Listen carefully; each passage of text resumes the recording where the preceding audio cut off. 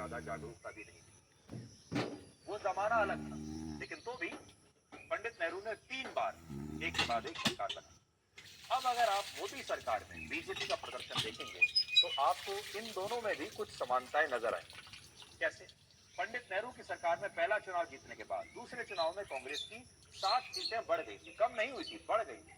जबकि मोदी सरकार में भी जब बीजेपी ने 2019 अपना दूसरा चुनाव जीता तब उसकी 21 सीटें बढ़ गई थी और उसे 303 सीटें मिली थी। तो देखिए, बीजेपी को पहले 282 सीटें मिली, अगले चुनाव में उसे 303 सीटें मिली। नेहरू की तरह मोदी के कार्यकाल में भी सीटें अगले चुनाव में बढ़ गई। इसलिए अगर बीजेपी पंडित नेहरू की सरकार की तरह उसके तीसरे चुनाव के नतीजों को दोहराती है और कांग्रेस की तरह उसे लगातार तीसरे चुनाव में पहले चुनावों के बराबर सीटें मिल जाती हैं, यानी पहला मतलब 2014 के बराबर भी सीट मिल जाती है, तो बीजेपी वर्ष 2014 की तरह 282 के आसपास सीटें जीत सकती है, जो पिछले चुनाव के लिहाज से कम जरूर होगी, लेकिन बीजेपी इतनी सीटों पर भी आसानी से बहुमत की सरकार बहुत आसानी से बना सकती है।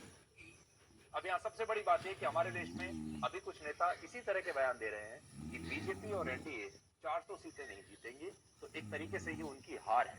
हकीकत यह है कि अगर बीजेपी ने 300 से कम सीटें भी जीती और उसने 272 का आंकड़ा पार कर लिया, तो भी वो आसानी से बहुमत की सरकार बनाने में कामयाब होगी।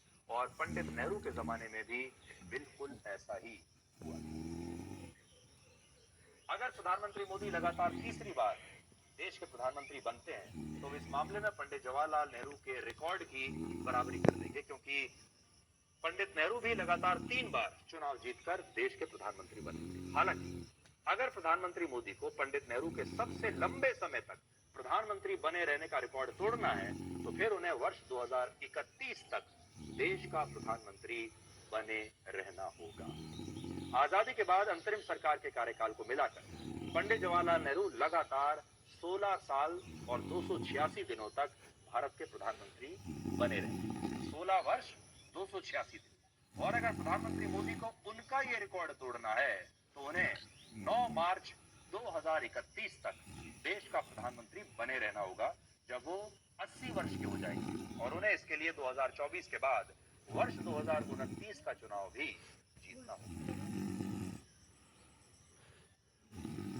वर्ष 1962 में जब पंडित जवाहरलाल नेहरू ने लगातार तीसरा चुनाव जीतकर अपनी सरकार बनाई, तब वो 72.5 वर्ष के थे। जबकि प्रधानमंत्री मोदी अगर इस बार का चुनाव जीतते हैं तो वो 73.5 वर्ष की उम्र में ये रिकॉर्ड बनाएंगे। 19 मई को एक हेलीकॉप्टर क्रैश में ईरान के राष्ट्रपति इब्राहिम रईसी की मौत हुई और आज जब उनका पार्थिव शरीर ईरान के तबरीज शहर पहुंचा तो सड़कों पर हजारों लोगों की भीड़ वहां मौजूद थी और ये सभी लोग इब्राहिम रईसी की मौत पर शोक जता रहे हैं। ईरान की